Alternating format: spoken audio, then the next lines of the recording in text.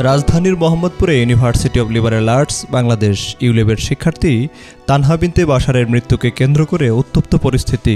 তানহার পরিবার ও সহপাঠীরা এর মৃত্যুর জন্য তার বন্ধু ও প্রেমিক আনিল ফয়সাল সাইমনকে দায়ী করছেন। তারা অবিলম্বে ফয়সালের গ্রেপ্তার ও বিশ্ববিদ্যালয় থেকে স্থায়ী বহিষ্কারের দাবি জানান।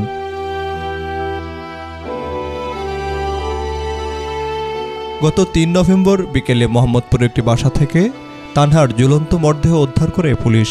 প্রথমে এটি অপমৃত্যু হিসেবে মামলা হলেও বৃহস্পতিবার সাইমনকে আসামি করে আত্মহত্যার প্ররোচনার মামলার প্রস্তুতির কথা জানান পরিবার। আমার মেয়ের সাথে আমার সোমবার 12টা থেকে 12:30 মধ্যে আমি আমার ঢাকা থেকে এসে নিয়ে যাওয়ার জন্য আমি বলছি বাবা আমি আসতেছি 2টার গাড়ি 2টার সময় গাড়ি ছাড়ার পরে যখন আমি বলছি বাবা ঠিক আছে তুমি আসো দাউদকান্দি এসে আমার টেলিফোন করো। আমি দাউদকান্দি থেকে তোমার আমিও বাসাতে ইউনিভার্সিটি থেকে আমিও আরামবাগের দিকে আসতেছি। আমি বললাম যে ঠিক আছে বাবা আমি দাউদকান্দি এসে তোমার টেলিফোন করি। পরে দাউদকান্দি আমি আসার আগে আমার মেয়ে টেলিফোন করে বলছে বাবা তুমি কোথায়? আমি বললাম যে আমি বাবা এই দাউদকান্দি। তো আমার মেয়ে বলছে ঠিক আছে বাবা তুমি দাউদকান্দি আসো আমি আরামবাগ আসতেছি। আমি বললাম বাবা তুমি আরামবাগ এসে একটা হোটেলের একটা খাওয়ার হোটেলের কাছে দাঁড়াইও।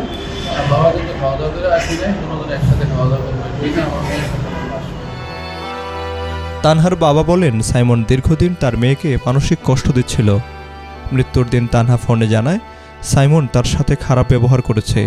পরে বাসায় গিয়ে তারা তানহার ঝুলন্ত দেহ দেখতে পান। তানহার বোন নুসরাত জানান তাদের বাড়ি একই এলাকায়। তানহা ও সাইমনের প্রেমের সম্পর্ক ছিল, বিয়ের কথাও চলছিল, কিন্তু হঠাৎ এই ঘটনা সবাইকে শোকাহত করেছে। যে প্রেমিক তার নাম হচ্ছে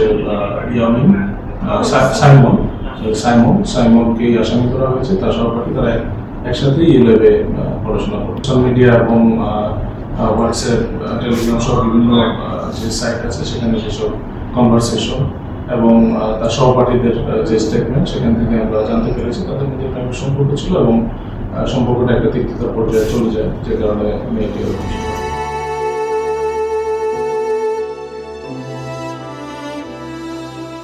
সহপাঠীর মৃত্যু ঘিরে বিশ্ববিদ্যালয় জুড়ে শোকের ছায়া নেমে এসেছে। পরিবার বলছে এটি আত্মহত্যা নয়, মানসিক নির্যাতনের করুণ পরিণতি। এখন দেখার বিষয় অভিযুক্ত সাইমন কত দ্রুত আইনের আওতায় আসে। Desk report, B news 24।